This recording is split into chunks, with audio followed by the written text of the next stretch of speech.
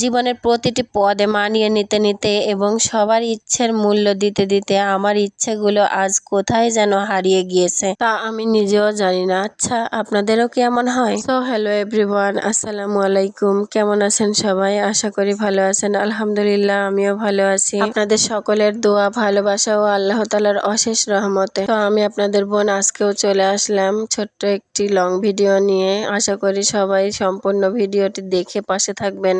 তো আমাদের গ্রামের মেয়ে বউদের প্রথমেই কাজ হাঁস মুরগিগুলোকে খেতে দেওয়া। আমিও তাই করলাম। ছাগল মুরগিকে খেতে দিয়ে এখন আমার মাটির চুলাতে আজ অনেক দিন পর রান্না করব। আর আশা করছি এখন থেকে মাঝে মাঝে মাটির চুলাতে রান্না আপনাদেরকে উপহার দিতে পারবো। তো আমি চুলা ধরিয়ে দিয়ে এখন প্রথমে পটলগুলো একটু চপ করে নিচ্ছি। এই পটলের চপটা আপনাদের ভাইয়ার খুবই প্রিয়, এজন্য মাঝে মাঝেই ভাজা লাগে। এখন আমি মাছগুলো ভেজে নিব ওই তেলেই। আসলে মাটির চুলাতে আমি একটাই কড়াই ব্যবহার করব, তা নয় তো কালি হয়ে যাবে। সেই জন্য ভাজাভুজির কাজগুলো আমি প্রথমে করে নিলাম, নিয়ে এই কড়াইতেই তরকারিটা তুলে দিব। আর আপনাদের বোনের ছোট্ট রান্নার জায়গাটা আজকে একটু দেখাবো। দেখুন সবাই, আপনাদের বোন এই জায়গায় রান্না করে। আর বাচ্চারা বাহিরে খেলাধুলা করছিল, তরকারিটা তুলে দিয়ে আমিও ভাবলাম একটু বাচ্চাদের সাথে দেখা করে আসি।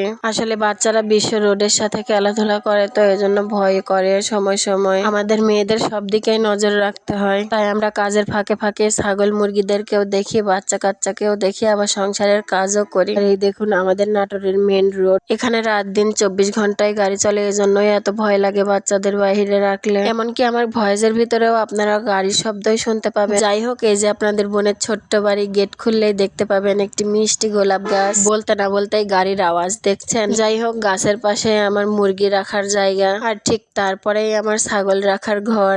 এই যে আমার ভালোবাসার পশু পাখি। তারপরে একটু সামনে এগিয়ে গেলে আপনাদের বোনের রান্নার জায়গা। আর সবাই আমার উঠানটা একটু স্কিপ করে যাবেন প্লিজ, কারণ অনেক দিন যাবৎ বৃষ্টির কারণে আমি লেপতে পারি নাই। আর আমি পুকুর ভরাট করে বাড়ি করেছিলাম, এই জন্য বাড়িটাও এত ফেটে ফেটে গেছে। আর এইটা আমার সোনা মায়ের ছোট্ট দোলনা, তার বাবা তাকে দড়ি দিয়ে বেঁধে দিয়েছে। সে খুবই মজা করে এই দোলনাতে। তো যাই হোক, আজকে অনেক কিছুই শেয়ার করলাম। এদিকে অফ ক্যামেরায় আমি ঝোলের পানিও দিয়ে দিয়েছিলাম, দিয়ে এখানে মাছগুলোও দিয়ে দিয়েছি। চুলার উপরে তরকারিটা থাকুক, আমি এদিকে চালটা ধুয়ে নিব এখন। আসলে অনেকদিন যাবৎ মাটির চুলাতে রান্না করিনি, তো চুলাটা ধরতে ধরতেই ভাতটা কেমন জানি হয়ে যাবে, এই জন্য ভাতটা সবার শেষে দিয়েছে। তো আমি এখন তরকারিটা নামিয়ে নিব, নামিয়ে নিয়ে এখন ভাতের চাল ধোয়া হয়ে গিয়েছে, আমি এখন চালের পাতিলটা তুলে দিব। আর আমার চুলাটাও আমি এখনো পর্যন্ত লেপি নাই। লেপা বলতে আমরা নুড়ি দেওয়াকে বলি, আপনারা কি বলেন জানি না, অবশ্যই কমেন্ট করে বলবেন কে কোন এলাকায় কি বলেন এটাকে। তো আমি আর কালির ঝুলি ভিতরে তুলবো না, এজন্য তরকারিটা বেড়ে নিচ্ছি